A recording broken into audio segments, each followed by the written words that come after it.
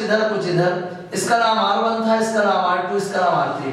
यही I 3 टुकड़ों में हो गया, I1 I2 और I3 में। टोटल कितना भेजा था हमने, I हो कितना गया, I1 I2 और क्या I3।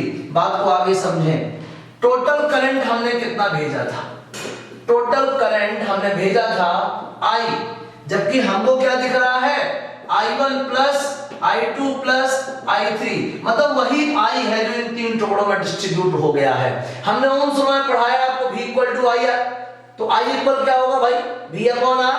तो सोचिए I1 करंट इधर से फ्लो हो रहा है, ठीक है ना, तो I equal to V upon R। तो इसी के एंड का पोटेंशियल डिफरेंस देखोगे आप, तो इसके एंड का पोटेंशियल डिफरेंस क्या होगा, VA माइनस VB, क्योंकि इसके एंड क्या है A और B, और इसका रेजिस्टेंस कितना है R1। I2 इसमें फ्लो हो रहा है, इसके एंड का पोटेंशियल डिफरेंस भी क्या, VA माइनस VB, रेजिस्टेंस कितना R2, इसके एंड का पोटेंशियल डिफरेंस भी क्या, VA माइनस VB, रेजिस्टेंस कितना R3। और I पूरे एंटायर सिस्टम में ये सर्किट दिखाई दे रहा है, इस सर्किट के एंड्स क्या है A और B, पोटेंशियल डिफरेंस क्या होगा VA minus VB।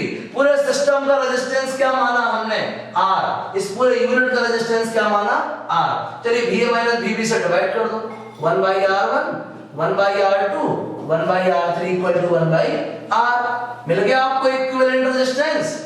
Equivalent resistance R की वैल्यू कैसे आएगी, 1 by R equal 1 by R1 plus 1 by R2 plus 1 by R3। If an identical resistors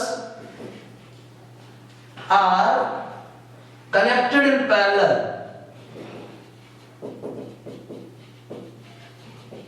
then R equivalent कितना आएगा मालूम है आपको, R by N। R equivalent कितना आएगा बोलो, R by N।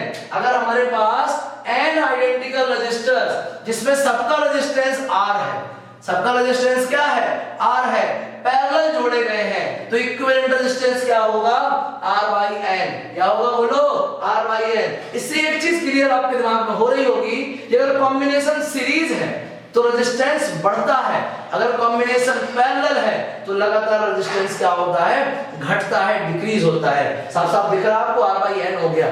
समझ में आ रही बात, अच्छे से क्लियर हो गया, इसको भी छाप दीजिए। ये था भैया पैरेलल कॉम्बिनेशन। क्या था ये, पैरेलल कॉम्बिनेशन। इस तरीके से आपको सीरीज कॉम्बिनेशन भी मालूम चल गया और पैरेलल कॉम्बिनेशन भी। नोट करिए, इसके बहुत सारे प्रॉब्लम आपको मिलेंगे।